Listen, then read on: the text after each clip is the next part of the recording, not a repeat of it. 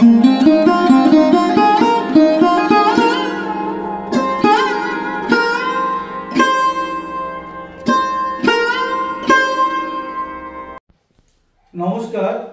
प्रिय अभिभावक मंडली एवं प्रिय शिक्षक बंधुरा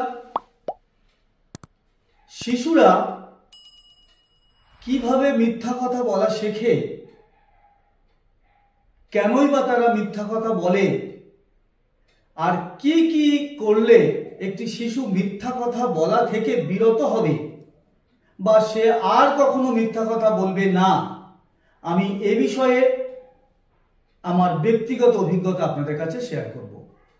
দয়া করে শুনুন, ভিডিওটির প্রথম থেকে শেষ পর্যন্ত শুনবেন, তাহলে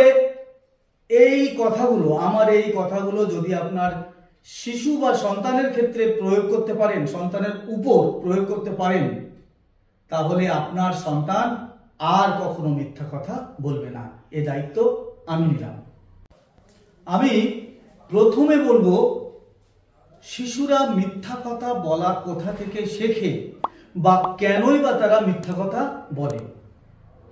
দেখুন, অতিরিক্ত শাসন, বকাঝকা, মার খাওয়ার ভয়ে, অসম্মানিত বা অপমানিত হওয়ার ভয়েও একটি শিশু মিথ্যা কথা বলে। কোনো অন্যায় কাজ সে করে ফেলেছে কিংবা কিছু জিনিসপত্র ভেঙে ফেলেছে, সেই অন্যায় কাজ থেকে বাঁচার জন্য অর্থাৎ নিজেকে বাঁচানোর জন্য একটি শিশু মিথ্যা কথা বলে। শিশুদের মধ্যে একটা অনুকরণ প্রিয়তা রয়েছে। বাড়িতে বাবা মা যদি মিথ্যা কথা বলেন, শিক্ষক শিক্ষিকা যদি মিথ্যা কথা বলেন, যদি নিকট আত্মীয়রা মিথ্যা কথা বলেন, তাহলে তাদের কাছ থেকেও শিশু মিথ্যা কথা বলা শিখতে পারে।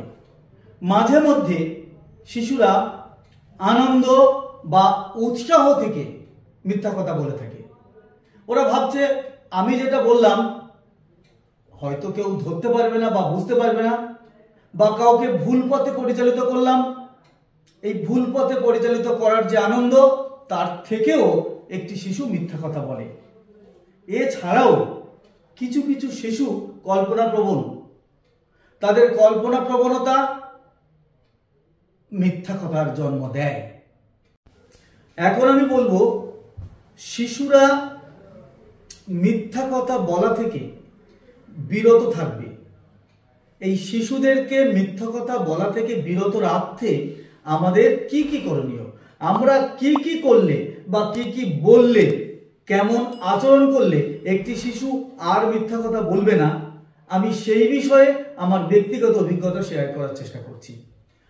প্রথমত, আমাদেরকে অর্থাৎ পিতামাতা, আত্মীয় স্বজন বা শিক্ষক শিক্ষিকাদেরকে নির্ভরতার পাত্র হয়ে উঠতে হবে, বিশ্বাসের পাত্র হয়ে উঠতে হবে। ধরুন একটি শিশু অন্যায় করলো, সে আমাদের কাছে ধরা পড়লো, তাকে বকাঝকা, মারধর বা অপমান বা তিরস্কার করা যাবে না, তাকে শাসন করুন, সেই সাথে সাথে তাকে বোঝান যাতে ওই শিশুটি আর মিথ্যা না বলে। তাই মিথ্যা কথা বলা থেকে বিরত রাখতে আমাদেরকে নির্ভরতার পাত্র হয়ে উঠতে হবে শিশুদের কাছে। দ্বিতীয়ত, শিশুদের সামনে কখনো পিতামাতা, আত্মীয় স্বজন বা শিক্ষক শিক্ষিকা আমরা কেউ কখনো মিথ্যা বলবো না। আমাদের কখনো না বলা উচিত। তবুও যদি কোনোদিন কখনো কিছু বলতে হয় মিথ্যা, তাহলে সেটা অবশ্যই শিশুর সামনে নয়। তৃতীয়ত, একটি শিশু অন্যায় করেও যেন নির্ভয়ে পিতামাতার কাছে বলতে পারে যে বাবা বা মা, আমি এই জিনিসটা ভেঙে ফেলেছি, এই অন্যায়টা করে ফেলেছি। তাহলে ওই শিশুটি অন্যায় করে কখনো লুকাবে না বা মিথ্যা বলবে না। পিতামাতা, শিক্ষক শিক্ষিকা বা আত্মীয় স্বজনদেরকে ক্ষমা করা শিখতে হবে, ধৈর্য ধরতে হবে আমাদেরকে। যদি কোনো শিশু অন্যায় করে তাকে বোঝান, সবাই মিলে তাকে বোঝাতে হবে, বলতে হবে যে সত্য বলার মধ্য দিয়ে আনন্দ আছে, সত্য বলার মধ্য দিয়ে সম্মান প্রাপ্তি ঘটে, সত্য বলার মধ্য দিয়ে একটা মানসিক প্রশান্তি আসে, সামাজিক প্রশংসা প্রাপ্তি হয়। একথা বোঝাতে হবে শিশুদেরকে।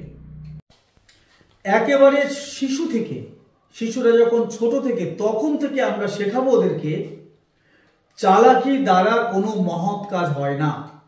মিথ্যা একদিন ধরা পড়বে, মিথ্যা একদিন অপমানিত হবে, মিথ্যাবাদীরা একদিন পরাভূত হবে, আর সত্যবাদীরা জ্বলজ্বল করবে সমাজের বুকে, তাদের জয় হবে। তাই মিথ্যা কথা বলে নিজেদেরকে পরাভূতর দলে ঠেলবো না। এই কথা শিশুদেরকে আমরা শেখাবো প্রতিনিয়ত। মিথ্যা সাময়িক, সত্য চিরন্তন। মিথ্যা ক্ষণস্থায়ী, সত্য দীর্ঘস্থায়ী, চিরপ্রতিষ্ঠিত। এই কথা শিশুদেরকে আমরা বোঝাবো। আমাদের পিতামাতাদেরকে শিশুদের সঙ্গে যোগাযোগ বাড়াতে হবে, রিলেশন বিল্ড আপ করতে হবে, যেন তারা নির্ভয়ে যে কোনো অন্যায় বাড়ির মধ্যে করুক বা বাইরে থেকে করে আসুক, নির্ভয়ে যেন বাবা মাকে বলতে পারে। তাহলে একটি শিশু আর কখনো মিথ্যা বলবে না। যদি আমরা সেই পরিবেশ গড়ে তুলতে পারি, নির্ভয়ের পরিবেশ, তাহলে সেই শিশু কিন্তু কোনোদিন মিথ্যা কথা বলবে না। সবশেষে বলবো, নিজেরা সত্যবাদী হব, আমার সন্তান বা আমার ছাত্রছাত্রীদেরকে সত্যবাদী বানাবো, নৈতিক মূল্যবোধ শেখাবো, ন্যায় অন্যায় বোধ গড়ে তুলব সেই ছোট থেকে। তাহলে একটি শিশু কখনো মিথ্যা বলে নিজেদেরকে অপমানিত বা অবজ্ঞিত করবে না। সমাজের বুকে সত্যবাদীরাই জয়লাভ করে, সত্যবাদীরাই দীর্ঘস্থায়ী আসন লাভ করে এই সমাজের বুকে। এই কথা আমরা শেখাবো।